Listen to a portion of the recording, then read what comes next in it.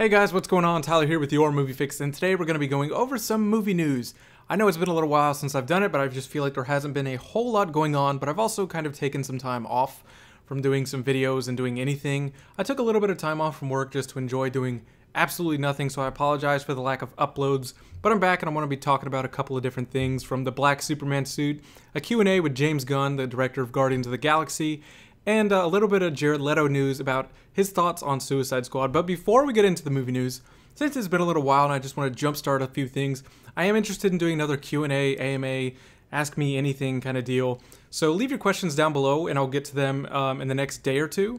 And just do a hashtag Q&A and leave your question about anything related to movies or whatever it may be. Feel free to ask me anything and then I'll answer it in the next video if I feel it's appropriate. So going on to the first story, we're going to be talking about Henry Cavill releasing this image of the black Superman suit, supposedly.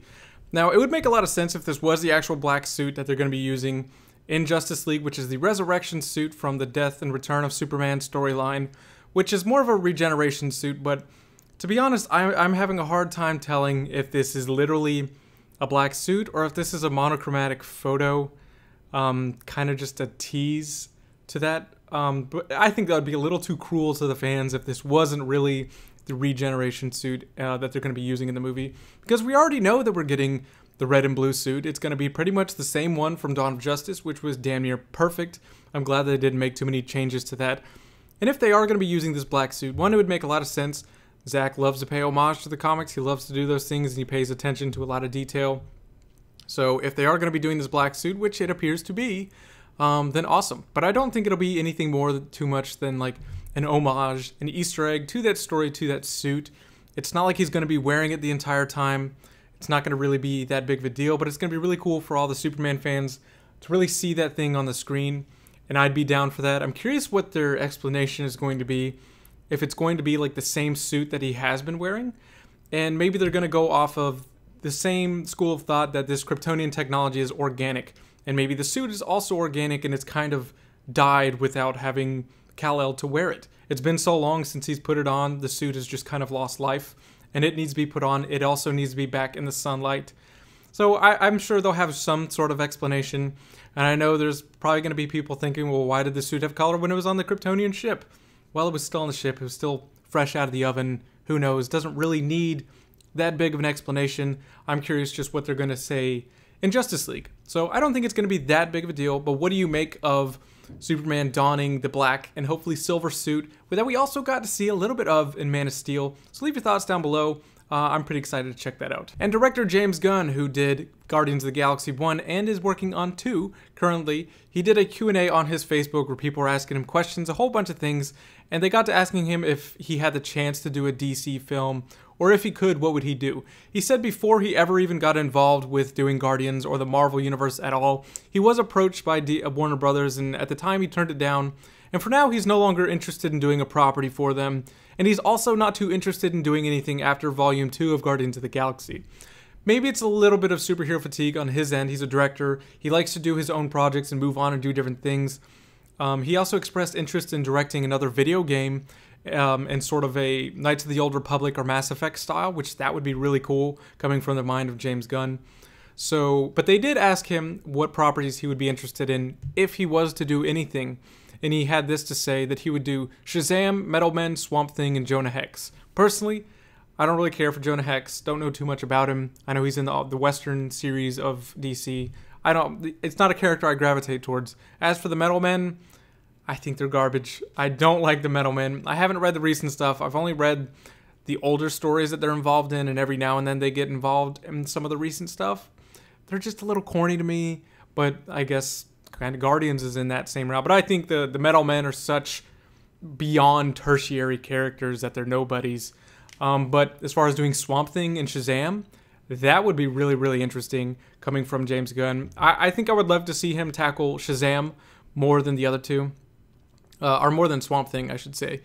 Because I think Shazam is more up his alley, of more of that fun kind of vibe. And I don't think the movie comes out until 2018 or 2019. It's still quite a while away. So that he could possibly get involved. I'm not saying he's going to. I'm not breaking some story. In fact, he said he wasn't interested in doing any, just if he was to do anything. So it's a shame we won't get to see him do anything like Shazam, but that's something I would like to see. Swamp Thing, I'm still holding out some sort of small sliver of hope that Guillermo del Toro will come back into the picture of Dark Universe, Justice League Dark, and adapt some kind of a Swamp Thing sort of thing going forward. But just James Gunn's whole Q&A was kind of funny. Reading all these ridiculous questions that these people were asking him, like if they ever asked him something so stupid and so excitedly, it was just a little funny how he's just like, no. Like, just flat out no. Not even a funny answer, no nothing. Like, oh, who's a better roommate, Groot or Rocket? Like, he would kind of entertain some of these, but if they asked him, like, oh, would you like to do a Deadpool and Rocket Raccoon movie? No. Like, just, it was kind of funny reading him. I think James Gunn's a hilarious guy. I love how open-minded and opinionated this guy is. It can kind of piss people off, and he has said some things that may or may not have gotten him in trouble with, I guess, the public.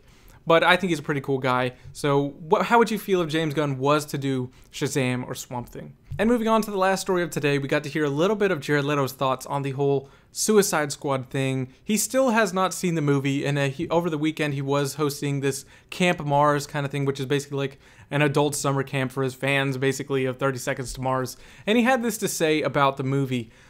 He was very honest about the film this weekend, his disappointment in what he's learned of the theatrical cut. He's still not seen the film, feeling sort of tricked into being part of something that had been pitched to him very differently, thinking it would have been a more artistic than what it became, feeling overwhelmed by the hate regarding the look and choices, which, you know, it's so hard, you can't blame him for that.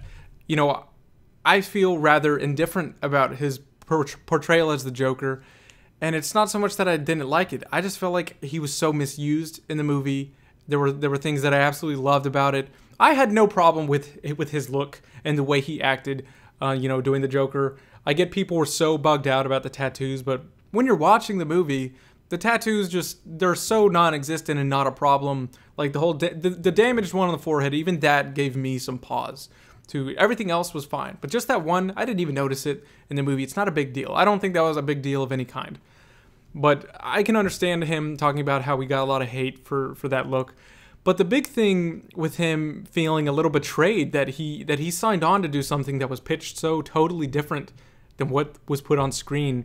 We know that David Ayer has said that there were multiple cuts of the film, that we got the dossier cut of the film, which was Amanda Waller introducing these people over the narrations and the montages, and that there were other cuts of the film, but this is the one that he felt was best, and that's fine. But still, going back to that first teaser trailer for Suicide Squad with the I Started a Joke song, that's the vibe that I wanted to get, and I can imagine that's the original version of the movie that was pitched to these people, that it would be more of a darker character study of these wonderfully awesome, tragic characters. And no doubt they would have had a lot of those fun moments and those fun personalities in there. But the feel of the film, I thought, was going to be more of like a character study on all of these deranged, tragic characters. And I still, trust me, I still love the characters that we got in that movie. I just think the execution of the story itself could have been a little better. But these are characters that I totally want to see again on screen. But as far as Jared kind of feeling betrayed, I don't blame him. And the fact that he hasn't seen the movie still, man, that's a little disappointing. But I understand that there's actors out there like that. I know Jesse Eisenberg, for the longest time, he kept saying how he hasn't seen the movie. I wouldn't blame him after all the hate that the theatrical cut got. But, you know, I'm curious if actors are allowed to like the movies that they're in. And that sounds like a strange thing, but I wonder if there are any actors out there who it's like, one of their favorite movies of all time is a movie that they starred in. Like, is that narcissistic? Is that so wrong? If they really love the story, but they're like the main character or even a side character, would that be weird? But he also went on to say that, however, it was clear that he feels very fragile still about everything that had happened just 2 weeks before about Suicide Squad coming out, and had spent a lot of hours trying to come to terms with his work and compartmentalize just so he can move forward onto the next film project. In one breath, he would say he needs more Joker, but in the next, it seems very unclear if he wants to be a part of the process going forward. Now, that is disappointing to hear that, you know, if they continue to do this, like screwing over some of these talented actors, like, I still think Jesse Eisenberg was totally maligned in the theatrical cut of Dawn of Justice. That cut of the film did him no justice whatsoever to his performance, because he's a wonderful actor. Jared Leto is a wonderful actor, and his Joker in Suicide Squad, It did nothing Nothing for him as an actor, nothing for the movie really. As cool as a couple of those scenes were, it was almost like they could have gotten somebody else. And for him to say that he's kind of unsure about how he wants to go forward into these DC movies, regardless that he is under contract, saying things like this, I would hate to hear something like we're going to have to be getting a new Joker, or they're going to recast him or something because he's broke his contract. In fact, they were even joking about him doing rock climbing here at this Camp Mars thing. Like how his contract for Warner Brothers prohibits him from doing dangerous activities such as rock climbing. This is a standard thing. This is also a story from Batman News, by the way. This is a standard thing for celebrities who are under contract. It's kind of protecting their assets. We don't want you doing dangerous things like skydiving, rock climbing, things that can get you hurt and you're unable to act in our movie that we are paying you to do. So he also had to say, like, well, don't you have something in your contract about rock climbing? He said, yeah, but fuck him. It was his response. He literally said, fuck him. So saying things like that, I feel like he's got to be a little careful, but I can't blame the guy for being upset about being pitched a different movie than what was given, because I feel like if he would have known, I mean, nobody knows this going into a project, not even the director, but if he could have seen the future that Suicide Squad, if that was the version that it was going to be, I can't see any way in hell that Jared Leto would have joined on to do it.